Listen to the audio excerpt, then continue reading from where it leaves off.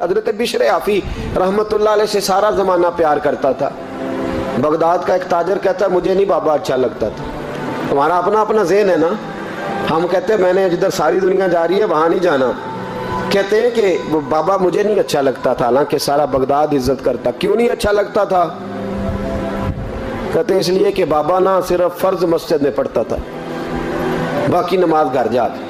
تو میں کہتا تھا اتنا ولی ہے تو باقی بھی مسجد میں پڑھے. کہتے ایک دن میں نے کہا جسوسی کرنی ہے اس کی, جو کہ اسلام میں منع ہے. کہتے حضرت بشر آفی رحمتullah علیہ نے جمعے کے فرض پڑھے, فرض پڑھ کے نکل گئے دوڑ کے.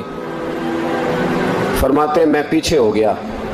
میں نے کہا میں نے سنتیں چھوڑ دی ہیں پر اس کا پتہ کرنا ہے, سنت نفل بعد میں پڑھوں گا. کہتے ہیں حضرت بشر آفی جلدی سے نا کہ کباب والی دکان پہ گئے, وہاں سے کباب خریدے. اور میں نے کہا بوڑھے کی عمر دیکھو اور اس کے ذائقے دیکھو, اس عمر میں بھی کباب کھائے گا. اوئے ہوئے, مولوی کو روٹی نے ستایا تھا اس لیے سنت اور نفل چھوڑ آیا ہے. کہتے ہیں تھوڑا سا وہ آگے بڑھے تو نان بھائی کی دکان سے نا نان خریدے. میں نے کہا دیکھو یار, دیکھو اس کے ذائقے, گرم نان کھائے گا. بہت سارے لوگ بغداد میں رات کی روٹی کھاتے پر یہ گرم کھاتا ہے. کہتے ہیں حضرت وہ نان اور کباب لے کے نا جنگل کی طرف مڑے تو میرے دل میں خیال آیا یار بڑا ہی اس آدمی کا عجیب ذہن ہے, یہ اب سبزے پہ بیٹھ کے یہاں موج کرے گا, کھائے پیے گا, اور سنت نفل چھوڑ دی نا, ہزاروں مرید ہیں. کہتے ہیں حضرت جنگل میں داخل ہوئے, تھوڑا سا سفر کیا تو کچی آبادی آ گئی. کچی آبادی, ایک کچے مکان کی ٹوٹا ہوا دروازہ, باہر سے کنڈی لگی. بغداد کے ننگے پاؤں چلنے والے ہزاروں مریدوں کے اس پیر نے کنڈی کھولی, اندر گئے. ایک فالج زدہ بابا جی بیٹھے. کہتے ہیں حضرت بشر آفی نے اپنی پگڑی کھولی اور اس آدمی کے منہ سے پانی نکل رہا تھا, رال ٹپک رہی تھی. کہتے پہلے اپنی پگڑی سے منہ صاف کیا, پھر پیالے سے پانی ڈال کے منہ دھویا, پھر حضرت اس کے ٹانگوں پہ کپڑا ڈال کے روٹی کا لقمہ توڑ کے اس کے منہ میں ڈال کے کہنے لگے بابا ناراض نہ ہونا, جمعے والے دن مجھے دیر ہو جاتی ہے, ابھی تو میں نے سنت اور نفل بھی پڑھنے ہیں, ناراض نہ ہونا مجھے دیر ہو جاتی ہے. کہتے ہیں وہ بابا رو پڑا اور کہنے لگا بشر یار 14 سال ہو گئے تو روز آتا ہے. 14 سال, یہ 1 صدی کا قصہ ہے, 2-4 برس کی بات نہیں. 14 سال سے تو روز آتا ہے. میں پتہ نہیں کب تک لاش بنے پڑا رہوں گا, تو کب تک آئے گا؟ حضرت بشر آفی نے بابے کے آنسو پوچھ کے کہا بابا فکر نہ کر, آج کے بعد یہ جملہ نہ کہنا کہ تو میرے لیے بوجھ ہے. فرمایا لوگ سمجھتے ہیں کہ میں نے عبادت کر کے مقام پایا ہے, لوگ سمجھتے ہیں میں نوافل زیادہ پڑھتا ہوں, دنیا جانتی ہے کہ میری رات کی تسبیح زیادہ مضبوط ہے, پر میں ان میں سے کوئی بات بھی نہیں. میں تو تیری نوکری کرتا ہوں تو اللہ نے میری عزتوں میں اضافہ فرما دیا ہے. سوچ ہی صاف نہیں, نظریہ ہی ٹھیک نہیں, فکر ہی ٹھیک نہیں. اسلام نظریے کا مذہب ہے, سوچ کا. مسند امام احمد بن حنبل کی حدیث سنیں, حضرت انس بن مالک فرماتے ہیں جب انسان نے روزہ رکھا ہوتا ہے نا تو روح ویسے ہی پاک ہوتی ہے اس کی. میں نے یہ سوچا کہ کچھ باتیں ایسی کی جائیں جس سے تھوڑی سی سوچیں بھی تبدیل ہو, کچھ سوچوں کا وضو, سوچوں کا غسل, افکار و نظریات کی بھی بات ہو. ہم سمجھتے ہیں کہ شاید کثرت عبادت اصل ہے. اقبال کہتے ہیں یہ ذکر نیم شبی, یہ مراقبے, یہ سرور, تیری خودی کے اگر نگہبان نہیں تو پھر کچھ بھی نہیں ہے. تیری خودی کے اگر, اور پھر عام چیز نہیں کہا یہ ذکر نیم شبی, سویرے سحری کا ذکر, یہ مراقبہ, یہ جو تو گھنٹوں اللہ کی یاد میں بیٹھا رہتا, یہ سرور. کہتے بے کیف عبادت نہیں, سرور والی.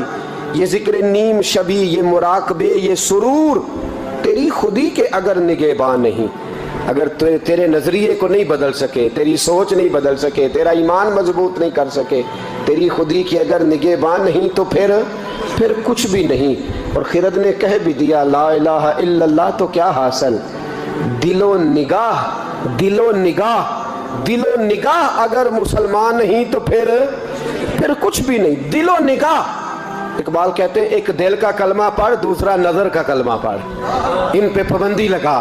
دل و نگاہ اگر مسلمان نہیں تو پھر تو کچھ بھی نہیں, کچھ بھی نہیں. حضرت انس بن مالک کہتے ہیں میں حضور کے پاس بیٹھا تھا, حضرت عبداللہ ابن عمر بھی بیٹھے تھے, کوئی بات ہو رہی تھی, ایک حجرے میں بیٹھے تھے, دروازے پہ دستک ہوئی. مسند امام احمد میں حدیث ہے نبی پاک علیہ السلام نے فرمایا انس دروازہ کھولو، دروازے پہ وہ بندہ ہے جس کو اللہ بغیر حساب کتاب جنت عطا فرمائے گا، وہ بندہ ہے دروازے پہ۔ حضرت انس بن مالک کہتے ہیں میں نے دروازہ کھولا تو بندہ دیکھا، غریب سا ایک انصاری صحابی، اور بندہ بڑا سادہ، وضو تازہ کر کے آیا تو پانی کے قطرے داڑھی سے بہہ رہے ہیں، اور چمڑے کے جوتے اس نے لپیٹ کے تو بغل میں چھپائے ہوئے، آ کے اتحیات کی حالت میں بیٹھا، حضور سے دو چار باتیں کی، چلا گیا۔ ہم اس کا رنگ دیکھتے رہے اور مصطفیٰ کا کرم دیکھتے رہے۔ اس کو حضور نے جنتی کہا ہے۔ کہتے ہیں اگلے دن اسی ٹائم اسی وقت ہم حضور کے پاس بیٹھے تھے، پھر دروازے پہ دستک ہوئی، حضور نے فرمایا دروازہ کھولو، دروازے پہ وہ بندہ ہے جسے اللہ بغیر حساب کتاب جنت عطا فرمائے گا، بغیر حساب۔ کہتے ہیں دروازہ کھولا، اور جیسے ہی میری نظر پڑی، بندہ بھی وہی ہے جو کل آیا تھا، اور انداز بھی وہی ہے جو کل تھا، اسی طرح پانی کے قطرے، اسی طرح جوتے بغل میں، السلام علیکم، کل حضور فلاں بات کی تفصیل پوچھنی مجھ سے رہ گئی تھی، غلطی ہوگی، دوبارہ آیا ہو۔ اس نے اپنی گفتگو کی، چند جملوں میں بات سمیٹی، چلا گیا۔ فرماتے اتفاق کی بات کہ دن تیسرا، بندے بھی ہم دونوں، میں اور عبداللہ ابن عمر۔ حضرت انس بن مالک کہتے ہیں دونوں بیٹھے تھے، سیم ٹائم سیم ڈے۔ پھر دستک ہوئی، حضور نے فرمایا دروازہ کھولو، اور مسکرا کے فرمایا دروازے پہ وہ بندہ ہے جسے اللہ بغیر حساب کتاب جنت عطا فرمائے گا۔ کہتے ہیں کھل اٹھے ہمارے چہرے، باہر گئے، دستک ہوئی تھی، دروازہ کھولا۔ فرماتے مجھے یقین تھا وہی ہوگا جو 2 دن پہلے آیا تھا، اور میرے یقین کے مطابق ہی کام ہوا، وہی بندہ تھا جو کل بھی تھا، جو پرسوں بھی تھا، حالت اور کیفیت اور انداز بھی وہی تھا۔ پانی کے قطرے بہہ رہے ہیں، اور اس شخص نے جوتے بغل میں دبائے ہوئے خدمت میں حاضر ہوا، بیٹھ گیا، بات چیت کی، چلا گیا۔ حضرت انس بن مالک کہتے ہیں تھوڑی دیر ہوئی تو حضور بھی تشریف لے گئے۔